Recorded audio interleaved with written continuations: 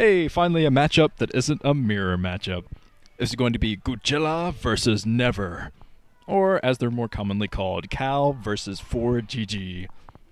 I like how they have superhero aliases there. Except, okay, up the 10 o'clock position in blue is Cal, Godzilla by night. Yes, when he puts on his mask and his cape, that's when he's Godzilla. But down at the 8 o'clock position, I thought ForGG was going to puke there for a second, but down at the 8 o'clock position in brown is ForGG. And as I talked about a little bit in the preview video, I do think this will be a nice rematch of the MSL 2008 series between these two. Such a fun series. I want to see some more scouts. These two do seem to bring out the ridiculousness in each other, so that is why I'm so excited about this matchup in particular. Plus, it's not a mirror matchup. Yay! Different strategies! But okay, let's get some predictions from the Nuka Knights before things heat up. Okay, Calm McNeil writes, Cal versus Flash Finals! 4 exclamation points! Okay, here's another one from Pontus Fagerstrom writes, Cal will stomp on ForGG. Cruel, cruel, cruel Cal is going to put on his war face. He's the one PG I would be afraid of IRL. Too many acronyms in this. And if there were a murder investigation among the pro gamers, he would be my main suspect. Go, Cal! Yes. So it looks like ForGG is doing a wall-in into his main right now. Standard openings from both so far. Okay, here's another one from Scraggly2, writes, Cal changed his diet recently and is high on calcium. That was calcium with a K. Which has reached critical levels. He will Cal blast Flash into oblivion.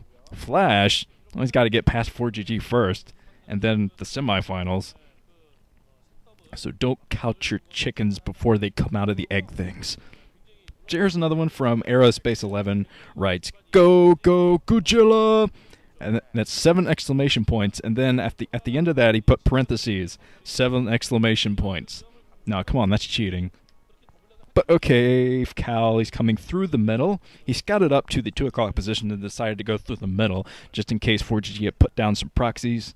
That's usually what the players do these days anyway. It gives you a 50-50 chance of finding them straight up anyway. So, okay, factory coming up for ForGG. Let's see what Cal is up to. I saw he put down a pretty early assimilator. Let's see what he decides to do there. No Dragoon range is spinning. That's what the observers are pointing out right there. So, okay, the robotics facility coming up already for Cal. Looks like he wants to do some early drops of some kind. Could be Reavers, or he could be going straight for his observatory, thinking that ForGG will try to push the front earlier with mines. This is going to be fun. And Cal has been playing so strong. I mean, ForGG, don't get me wrong, he's definitely impressed me in this OSL more than he's ever impressed me. I've watched a lot of ForGG games in my lifetime, and he's never really impressed me. In IRC channels, I gotta admit, I call him Fail GG, like a lot of other people do. I'm like, oh, here comes Fail GG. I can't believe they're fielding Fail GG today. But this OSL has really changed my mind about him as a player, because he has done a fantastic job on this OSL, coming up with creative stuff and countering all the matchups he came up against.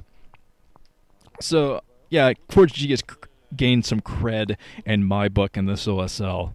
But I still don't think he has what it takes to beat Cal. Because Cal has gained more cred. Oh, here comes the Robotics Support Bay and the Citadel of Adun. What? Oh, some heavy tech from Cal.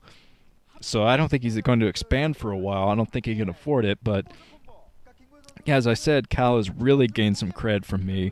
And not just this season, not just last season, but just more and more and more. It's building and building. And that's how your skill level should be. You should build it and build it and build it. Like a player like Jadong or Flash, just keep getting better and better. And not fall off the face of the earth like some other players do once they get up to a high level of play and fail. They go back and they cry in the bathroom like, how did I fail? I didn't expect to lose ever. Got to take those losses gracefully and move on. And that is what Cal and ForGG have done. Templar Archives coming up for Cal. He's going to have Reavers and Dark Templar. What the hell? I don't know if he's going to try to drop these at the same time or not, but that could be gut-punching to ForGG if that happens and he isn't prepared for it. But he does have... Well, let's see here. I see... here comes a Reaver drop for Cal. He's getting ready to do some Reaver drops, and he's going to go out with DTs at the exact same time. Well, not exact same time. He's going to have DTs out soon. But this is a very bizarre strategy from him, and ForGG has prepared for the shuttle with turrets all over the place. Has one turret hidden under an engineering bay. So Cal's actually going to have a tough time getting through here. He might lose his Reaver in the process. Oh, Cal running into 2 turrets. So close. Gets that shuttle down to yellow health. But we know Cal, his nickname is the Red Shuttle, because whenever his shuttle gets into red health, that is when he does the best shuttle micro.